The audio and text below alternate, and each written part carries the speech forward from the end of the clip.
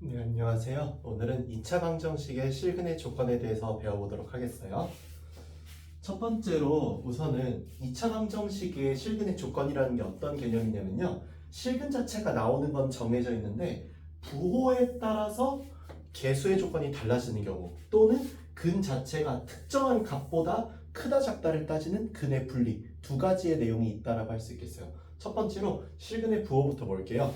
2차 방정식이 있었는데요. 2차 방정식 ax제곱 더하기 bx 더하기 c는 0의 두근이 알파와 베타라고 했어요. 그리고 이 2차 방정식의 판별식이 d로 b제곱 마이너스 4ac로 나와 있고 두근의 합이 마이너스 a분의 b, 두근의 곱이 a분의 c라고 나와 있을 때 두근이 모두 양수일 때, 음수일 때, 서로 다른 부호일 때를 나눠서 볼 거예요.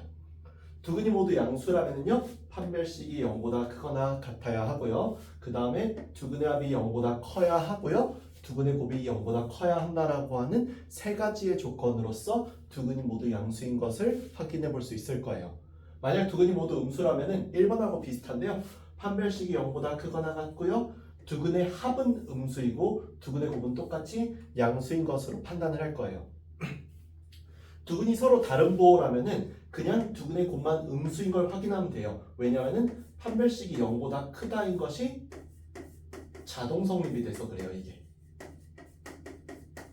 그리고 세부 조건에 따라 나뉘게 되는데 두근이 서로 다른 부호이기 때문에 하나는 양의 실근, 하나는 음의 실근일 거예요. 그래서 음의 실근의 절대값이 양의 실근의 절대값과 같은 경우라면은 두근의 합은 0으로 나오고 두근의 곱은 0보다 작다고 나오겠죠. 만약에 음의 실근의 절대값이 양의 실근의 절대값보다 크다. 단적인 예시로 마이너스 2가 음의 실근, 1이 양의 실근이면 돼요.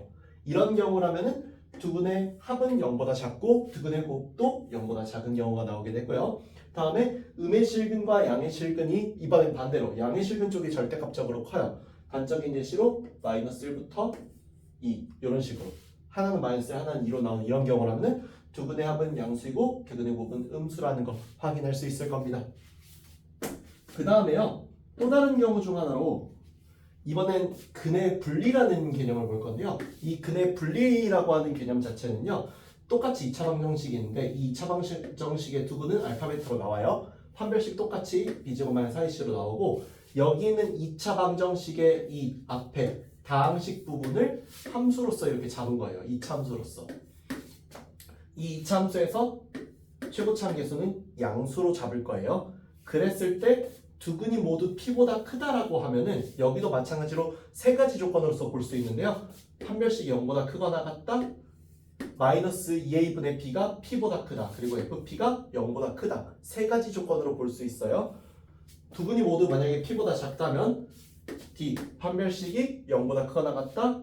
그리고 마이너스 2a분의 b가 p보다 작다. fp가 0보다 크다로 볼 수 있고 이제서야 하는 얘기지만 여기는 마이너스 2a분의 b 여기 있는 얘는요. 여기는 요 함수 있죠? 요 함수의 축의 방정식이 x는 마이너스 2a분의 b로 나오고 이 축의 방정식을 기준으로 생각해 주는 거예요. 즉 축 자체가 p보다 크다, 축 자체가 p보다 작다로 판단하는 거죠. 마찬가지 이유로 해서 두근 사이에 p가 있는 이런 경우라면은 fp가 0보다 작다는 것으로서 문제의 답을 확인하게 되고요.